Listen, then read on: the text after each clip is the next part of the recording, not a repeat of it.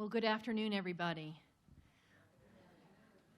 I'm Kathy Kenny, and I'm a consultant with the Moss Group, and I am a friend of Andy's and Judy's.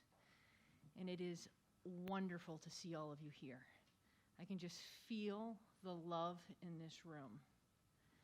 You know, they say we should live our lives so that there's standing room only at our services.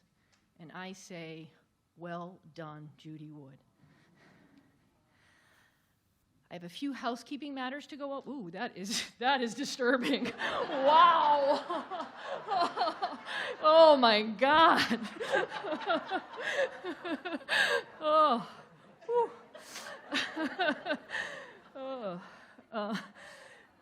Few housekeeping matters to start with. First, you might want to silence your cell phones. Unwrap any candy that you brought along with you. I know there's some of you that have Halloween candy in your pocket.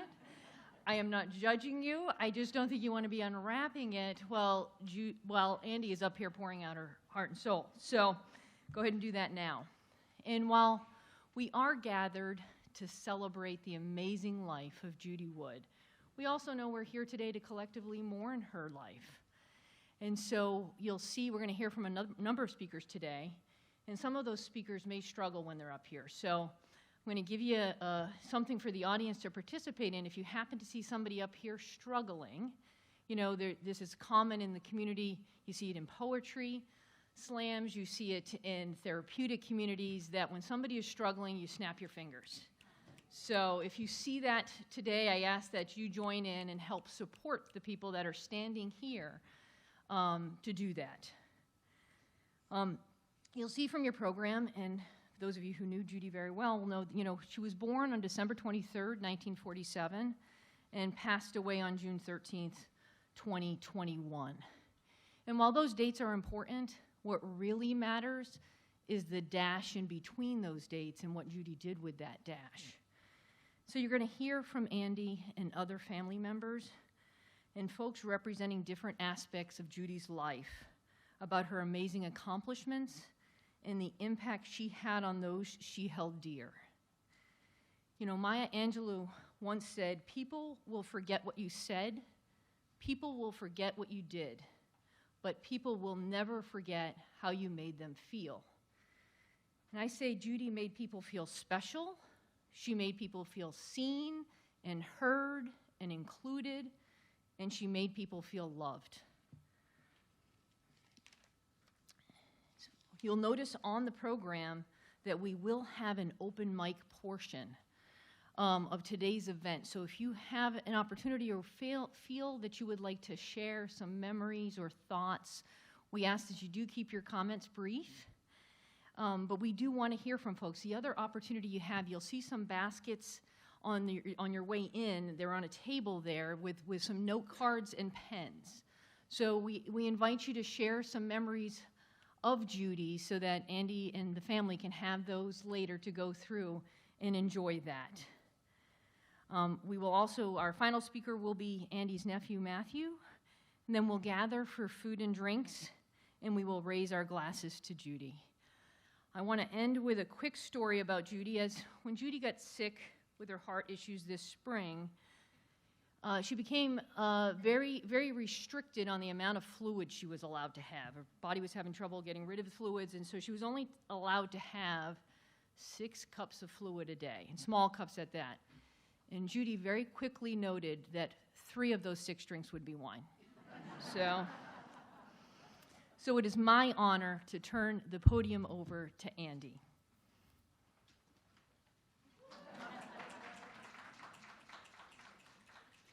Thank you, Kathy. How about those Braves? I noted that my family and other Atlanta guests came in last night looking pretty exhausted. But anyway, I wanted to just say something to relax myself and to tell you I'm not going to, too much eye contact will totally destroy me up here. But I look out at this group and I'm overwhelmed. And I wrote down my comments so that I would keep my act together. And so I may look up and down, but I want you to know I've practiced it a little bit, but I hope if I'm a little rugged here, you'll hear my heart because you have all been amazing. And quite frankly, without your love, it would be very difficult. So here we go. Last week was my 72nd birthday. And when I've been asked through the years what I'm going to do on my birthday, for the last 30 years, I've just always said, I don't know, Judy probably has something planned. And so at 72, I'm very fortunate. I've had many, many special birthdays, and a lot of you have been involved in them. And this one, I didn't really need any special recognition, but it was such an unwelcomed but clear invitation to accept Judy's absence and to have to grieve further about that. But I know Judy would want me and all of us here to really have the strength to continue meaningful, purposeful lives, to embrace her love and support her love as a forever thing, which I certainly do. So your overwhelming response to Judy's celebration brings me the tonic I need to heal through this wonderful celebration of life. Suffering, as I've read, is a result of not being able to accept a situation. Grieving, on the other hand, is a natural, lifelong healing that eventually moves beyond suffering. The familiar scripture on your program guides me, a time for all things. So today, we celebrate in community to accept her loss by cherishing the joy she brought to so many, celebrating to help me and others who have had loss go beyond the suffering to understandable grieving. I acknowledge I'm not the only one who lost her. So celebrating together with our family and all of you who knew her in so many ways, to me, is magical. Judy was magical. In my family traditions, an immediate healing traditional church funeral would have occurred shortly after any family death. That would not be Judy's style or her wishes. And in this uncertain time, it was difficult not to know exactly what to do. But I think this will be perfect. Judy exemplified what I saw on a country church sign.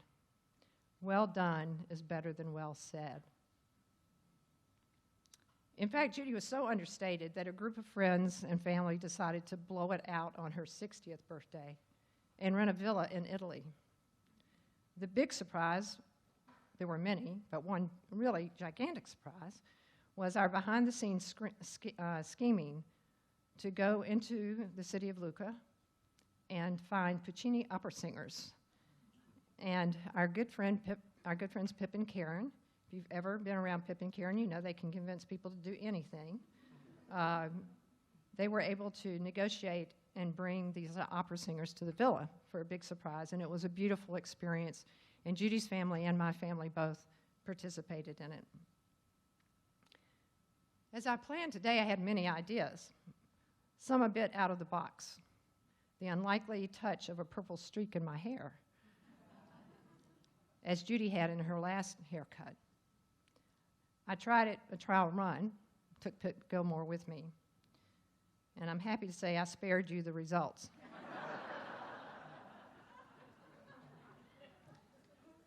I also thought of dancing with Nikki. Nikki's my buddy over here, right? Nikki? Yeah. Stand up so people can see you, Nikki. You're my dancing buddy. Turn around. Yeah, right. Yeah. So I thought about dancing with Nikki coming into Bonnie Raitt's Let's Give Them Something to Talk About. Because that was an important song to us as we began our lives together. Well, I thought of the flood of possibilities. I thought all of these had merit, but I landed on a simple and powerful thought. Let Judy's life speak for itself. And that's what we'll do with our speakers. And hopefully some of you who would like to join in. I think we'll accomplish seeing sort of a spectrum of her life and the many aspects of it she touched. The art around the room are from artists that Judy helped with their business plan, and she loved helping artists. And so she had many, many different aspects to her. In the last 4 months, and particularly in preparing for this day, I've looked at hundreds of photos, her history as I know it, and shared in conversations with her family and friends. Sorry. Judy was simply 110% involved in the tasks she felt were hers to do. To the staff of TMG, and love you guys, and Judy loved you so much, and to Patty Brosner and to the bid, you'll hear more about that. But Judy influenced so many organizations, and she gave everything she had. She left it on the field. She was a businesswoman, an artful human being, a creator of possibilities, a traveler, a friend, a community member, and a heck of a great life partner. I can say that we adored each other. As you heard, Judy was raised in Jacksonville, Florida, and her love of the beach never left her. Joanne and brother Jack were the older siblings. Joanne and Tricia, her niece, and the 2 grandnieces are here, Nikki and Madison. Judy loved real estate, and she had great vision for taking on property and making it sing. She bought and renovated property in Atlanta to start with, and then D.C. She loved architectural detail. If you've been to the Moss Group offices nearby, you would see her handiwork. She started all this creative renovation work in West End and Atlanta in the 80s with a lovely, old, neglected property. She didn't take on West End property by herself. The Wood in Judy's name is from her marriage to David S. Wood, and David and his siblings join us today. Judy and David grew a beautiful relationship over the last few decades, and I treasured that for Judy. As one of 2 female CPAs in Atlanta in the 70s, Judy broke the mold. She did this with the loving dedication of her sister Joanne and her niece Tricia. She carried her creativity to D.C. and established J. Wood CPA. Judy showed me over and over that she had a profound ability to overcome any challenge life sent her way. One of her long-term medical providers recently said to me, "In 25 years, I've never seen a more resilient patient." Cancer hit us hard. She fought some of the most difficult of situations. She was cancer-free and had a clean bill of health as we moved towards what we thought so clearly was a new chapter of our lives. It was not to be.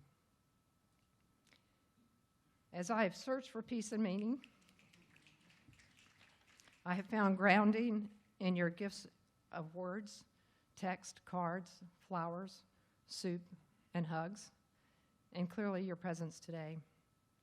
Let's celebrate this precious and loved woman he gave us, as Bonnie Raitt would say, much to talk about.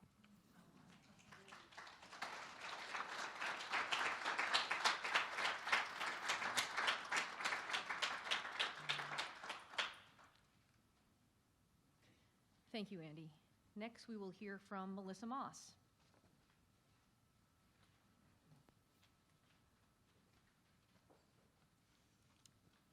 Hello. I'm not in love with wearing masks everywhere, but it's helping me out today. So I know a lot of you, but anyway, thank you for being here today. It's so lovely to see so many friends and family here to celebrate Judy's life. And I think she might have been surprised to see how many people would show up here today, but I'm not in the slightest. She was the kindest person I know, and she touched all those she met with her friendship and her generous heart.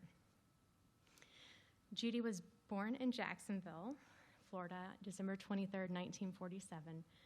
She was the youngest of her siblings, Jack and Joanne, whom she loved dearly. And she would occasionally share the story of her birth with me. Her father, he was a doctor, and he really wanted to go hunting with his buddies right before Christmas. So he had her mother induced so that Judy would be born before Christmas. I don't think she appreciated him for that, but she grew to relish her December birthday and spending her special day with the one she loved most, Andy. Judy's professional work touched a wide range of people. You'll hear more about that later from others. But she was also a mentor to many, including to me. Judy had a huge heart and a passion to help mission-driven businesses and nonprofits with her skills and talents. She was quite a force in her personal life as well. She had clear opinions and strong values that she was more than willing to stand up for, and she was always giving her all in every aspect of life. And she did so without asking for an equivalent spotlight for her contributions and efforts. She had impeccable taste in fashion and art, and she loved to experiment with both. She used to buy beautiful, fun, and funky jewelry and clothes from the Eastern Market, and she loved to show off her new finds. She'd often proclaim, "Isn't this so funky? I just love it." You know? So she loved the art and artists dearly, and I think she had the time of her life when she and Andy hosted a series of art shows in their early years living in Capitol Hill. My earliest memory of Judy is when she joined me and my brother Matt and my Aunt Andy at an Olympics baseball game in 1996 in Atlanta. I don't remember which teams played that day, but I know we had a great time walking through the Olympic crowds, collecting Olympic pins, and ending that day at her Virginia Highlands home. I remember thinking Judy's home was so very chic. It oozed creativity and color and had Art Deco pieces and other impeccable art, and my favorite, a spiral staircase to the loft. Her artsy, unique, and well-appointed home was a reflection of Judy and her preference for being in beautiful spaces and places. That's probably why she chose Italy as a destination to celebrate her 60th birthday. And I'm so grateful that she did.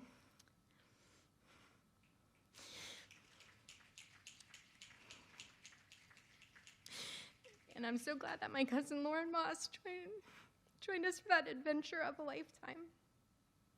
Andy, Karen, and Pip surprised her and the rest of the entourage with a live Puccini opera performance after local chefs served the most amazing gourmet meal to us in our grand villa in Forno, Italy, just outside of Lucca. I got to know Judy better from my regular trips to Washington while growing up and our family gatherings over the years, Thanksgivings and Christmases.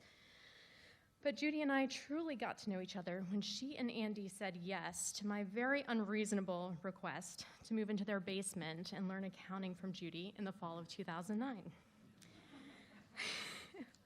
I learned about Judy's joy for life and her love of people and humanity. I witnessed her as a loving partner, sister, aunt, and mentor. In addition to accounting, she taught me how she loved to prepare her favorite popcorn from the Eastern Market and how there was never such a thing as too much salt.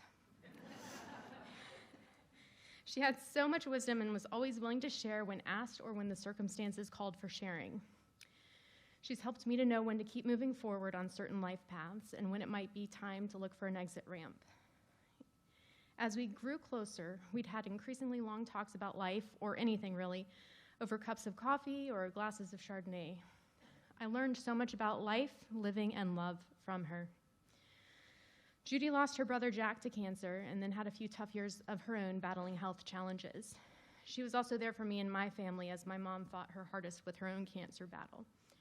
Mom and Judy had a special friendship, and they both celebrated December birthdays, and they were certain to separately acknowledge those birthdays apart from Christmas gift wrap. In early May this year, I had the privilege of spending a weekend at Orange Beach with Judy and Andy. Judy loved her perch upon the Gulf of Mexico and watching the sun rise and set over the crashing waves. She loved the fresh air, the sea breezes, and the gentler pace of life. She was so proud of her new space, so proud that we even had a grout cleaning blitz to make the condo as sparkly and fresh as possible for anyone who could visit. I remember her saying that it's so refreshing to come back to the place where her ancestors had been. I think she felt a calling to be closer to the beauty of nature. I didn't know that weekend would be my last with her, but it was delightful. She made it so. I'll forever cherish those memories at the beach with Judy and Andy and our countless laps around the lazy river. Just as Judy came into our world a little too soon, so she left. I will miss her laughter, her wisdom, and her presence. Judy made our world a better place.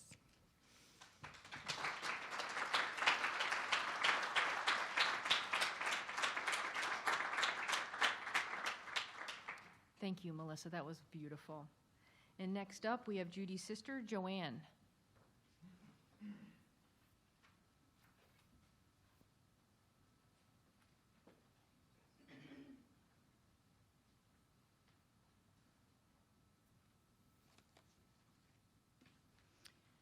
We've heard the date of December 23rd, 1947 mentioned a couple of times. I was 7 years old, and I got the best Christmas present I could imagine. I was so excited to have a baby sister after battling with our brother alone for 3.5 years. She remained my all-time favorite Christmas present for 17 years until my daughter was born on Christmas Day.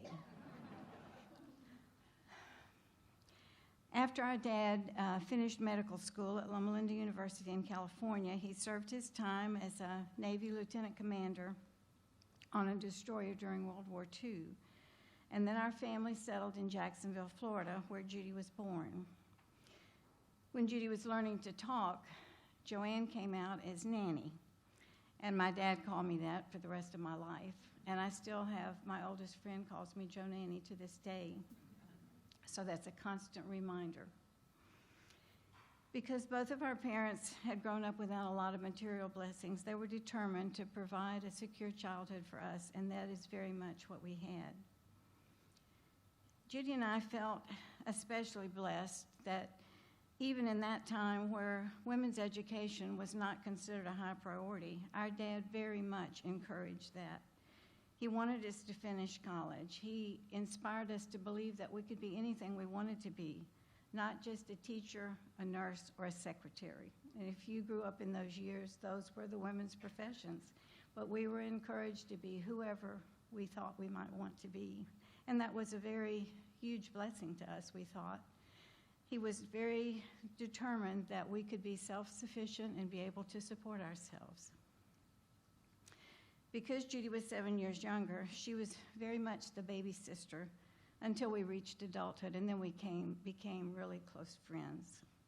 She and her husband David were the perfect, indulgent aunt and uncle to my children, indulging them with their own tennis rackets, bowling balls, and just greatly enriching their lives in many ways. And then Judy continued that spoiling to my granddaughters when they came along. Madison and Nicole benefited from that same kind of attention all through their lives. Andy and I have heard over and over in comments from people in these last few months how so many young women felt like Judy was a mentor to them, that she enabled them to be empowered. Tricia kind of felt like she was probably the very first one in that line because Judy did encourage her during college and when she was sitting for her CPA exam. But after I thought about it, I feel like Judy mentored me even before that. My husband and I had a business, and as it grew, Judy encouraged me and taught me accounting because that had not been a part of my degree. She and her husband David worked with us for a period of time and were a strong support to us in building that business. Later, she formed her own accounting firm and hired Tricia and I as part of her beginning staff.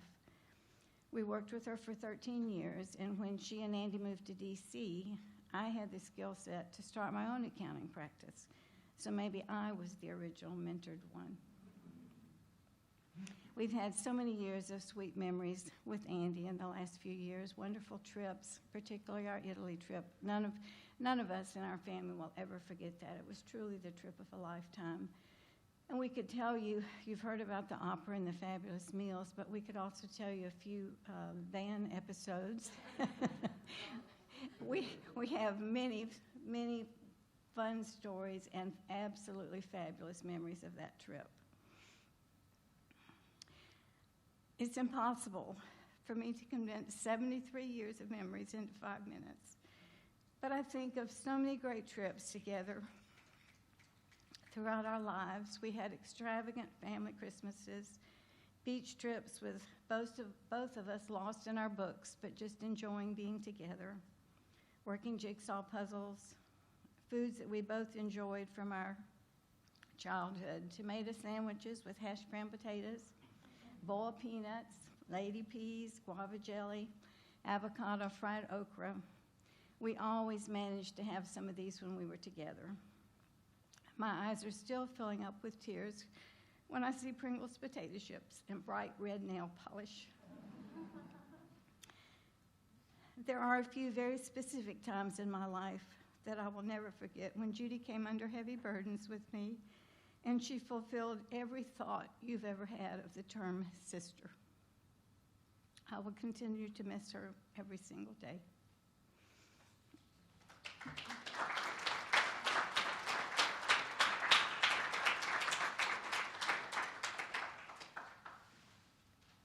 Thank you. Wonderful. I always enjoy talking to Judy about books. What was she reading? And we always exchange that. And she recommended a number of wonderful books, and I will certainly miss that as well. So next up, we have Patty Brosmer.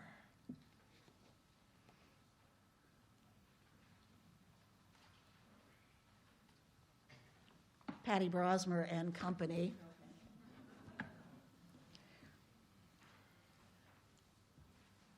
I've been sitting in the second row, so I didn't realize what a beautiful crowd we've got here.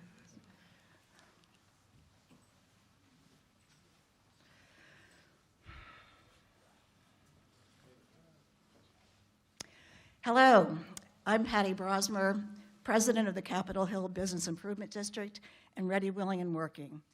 Judy Wood was our CPA for more than 20 years, and along the way, she became my good friend.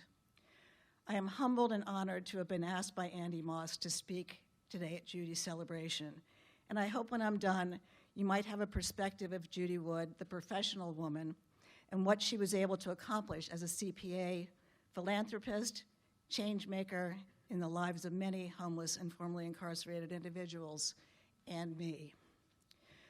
When we started the Capitol Hill BID, Business Improvement District, or BID for short, around 1999, there was no question who would be our accountant. I was new to the Capitol Hill business community, but all of the leaders who formed the BID chose Judy unanimously to be our financial overseer. She'd already solidified herself as the go-to person for nonprofits on Capitol Hill. The first time I met Judy, I was amazed. She had a hip vibe with her asymmetrical hair. I think it might have been red at the time. We know it changed over constantly. I love that about her. She wore artsy jewelry. You heard her sister talk about that. She didn't look like any CPA I'd ever met before. I actually looked more like a CPA than she did. Let's face it. She looked like an earth mother, creative, ethereal, and she seemed to glow. I thought, okay, she's going to do our books. It wasn't long before she proved to be an invaluable source of knowledge about finances, and after our first audit, I thought I couldn't survive without her. We went on to survive 18 more audits together, all of them squeaky clean thanks to Judy's ability to make sense of a lot of moving parts. Sometime around the third year we worked together, we went out to dinner. We had a couple of glasses of wine. I see this is a theme in her life, as it is in mine. She told me about her amazing relationship with her partner, Andy. She adored Andy, and she glowed as she talked about her. I told her I was lousy at relationships. She laughed, and we bonded right there. That evening, we also shared what made us happy, what our life goals were. I confided that I really wanted to expand our programs to be more socially responsible with the tax dollars that supported the BID. In the next couple of years, after I'd gotten the approval from the BID Board of Directors, Judy helped me set up a separate nonprofit that would raise charitable funds to provide supportive services to the homeless and formerly incarcerated who sought work with the BID. In 2008, Ready, Willing, and Working was a reality, with 8 participants receiving case management, relapse prevention, life skills, and housing assistance.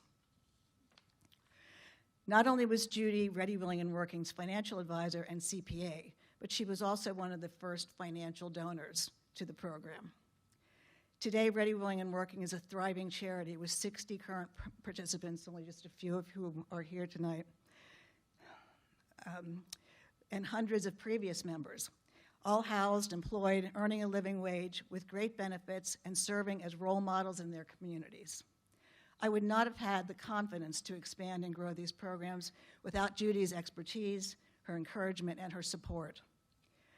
I got a chance to speak to Judy just before she passed away. Andy held the phone up to Judy's ear, I told her what a great job she'd done for us all these years, and that when she was leaving nothing behind, because I knew she would worry about that. I thanked her for her friendship, and I told her I loved her. She couldn't speak, but I felt her special glow in my heart. Judy Wood was our CPA for more than 20 years, more than just providing numbers on an Excel spreadsheet or financial statements. What Judy did for the Capitol Hill bid and Ready, Willing, and Working was to help make a quantifiable difference in human lives. The men and women beside me are living proof, and the dozens of generous contributions that we've received from so many of you all here will be Judy's legacy as they help us grow and make a difference in the world. We thank God and the universe for giving us Judy Wood.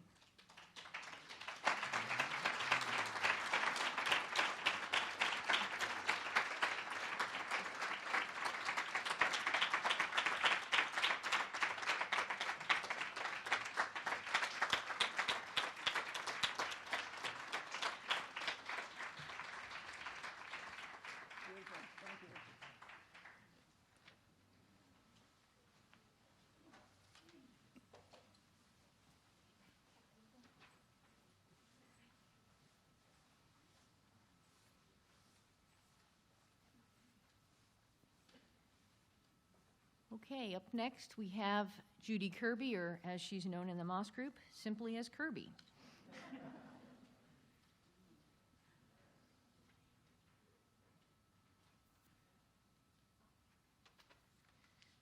Hi. For those of you who don't know me, I am the other Judy. I worked for the Moss Group for about 4.5 years, and then I retired in March of 2020. And after Judy passed away, Andy called me and asked me if I'd come see her. Well, I was pretty confident Andy was going to try to talk me into coming back to work.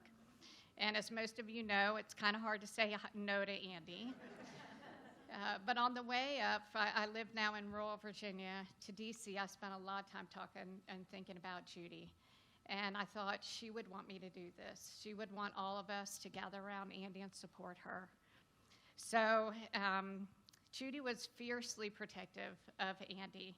She was always looking for a way to make Andy's dreams come true.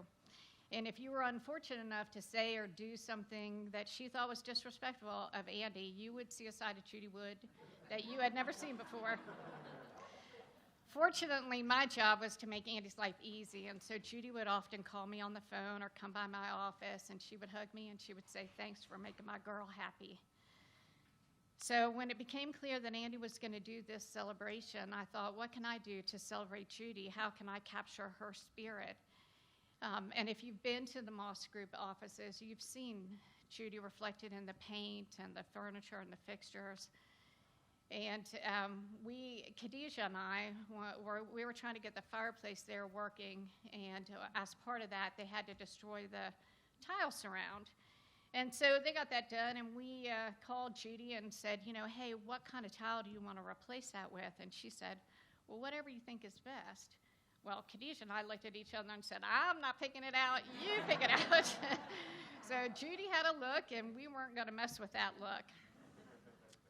But I'm a quilter, and so in the end, what I decided I would try to do was capture some of the spirit of Judy in a quilt for Andy. And I asked Andy if, when she was ready, she would go through Judy's clothes and send some to me. So she did that, and when I looked at them, I thought, well, this is going to be hard to put into a cohesive whole because, like any good introvert, Judy didn't want to be the center of attention, but she did want to be seen. And her clothes reflected that. So in quilting, if you've never quilted, there are kind of three major decisions. One is you pick the fabric. The other is you pick the pattern for the top. And the other is that you pick the design for the quilting.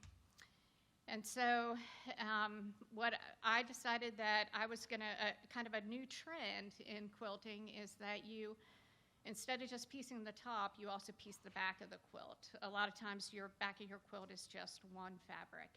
So I decided I would try to do that. I would try to capture Judy on both sides of the quilt. So the pattern that I picked for the quilt is called Autumn Star. I like to think of Judy as a star and that the shine that she brought to people's lives will never be forgotten. And the pattern that I picked for the quilting itself is called yin and yang, which I thought really described Andy's relationship with Judy. They fit together in their differences and their similarities. And then, of course, the clothes themselves, or the fabric themselves, came from Judy's clothes. And they reflect Judy's love for the beach. So one side of the quilt is nautical.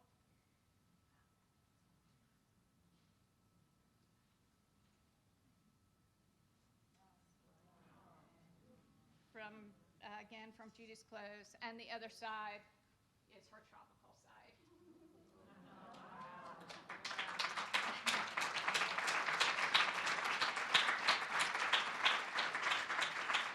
So, in giving this to Andy today, I really hope that somewhere Judy is saying, thanks for making my girl happy.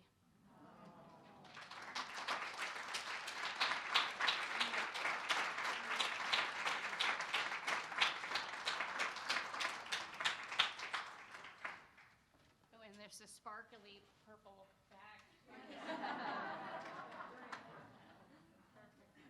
Thank you, Judy. What a wonderful and beautiful gift. Andy can wrap herself up in that all winter. Next, we are going to hear from Dr. Reggie Wilkinson. Well, I don't have a quilt, so sorry about that, Andy. It's great to be here. It's great to see so many familiar faces. And Andy, please know that these familiar faces are the ones who love you and Judy. I've known Judy for quite a while. I've known Andy longer, and that goes back a long time. And I cherish every year, every decade that I've had an opportunity to know Judy and Andy as friends. What a beautiful, kind and smart person she was. It's even hard to talk about Judy in the past tense because you still feel her presence, But she was all that and more. So you've heard stories about Italy. I'm going to tell you about some other stories that are not in the United States, or just one story, a tale of one story. In fact, it's one story that's a tale of 3 cities. Melbourne, Australia, Bucharest, Romania, and London, England. Each of these trips occurred during the last week of October in 2015, 16, and 17, respectively. It was Judy's idea, and I was a co-conspirator, to have a birthday party for Andy in each of these cities where the International Corrections and Prisons Association conferences were being held. So if we do the math, and Andy already mentioned this, but I want to go back to it, Andy just recently had a birthday. So let's all say happy birthday, Andy. We deserve to say that.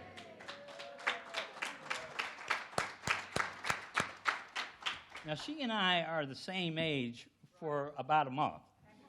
I won't say who's the oldest, in the room, but we are in the same, age group. On one of these trips, Andy and I did a presentation for students and faculty at the University of Bucharest. Following that presentation, the students and the faculty in the room all sang happy birthday to Andy in Romanian. How many of you have had happy birthday sang to you in Romanian, or any other language for that matter? And that was just a beautiful thing. Also about Romania, the dean of this school was married to this amazing fashion designer. So, Andy, I think Judy actually brought something home from Alex's wife, who she had an opportunity to visit with. I don't know if any of what she brought back is represented on the quilt, but she brought back items from Bucharest, Romania. So Judy contracted, and this is how all this kind of got started.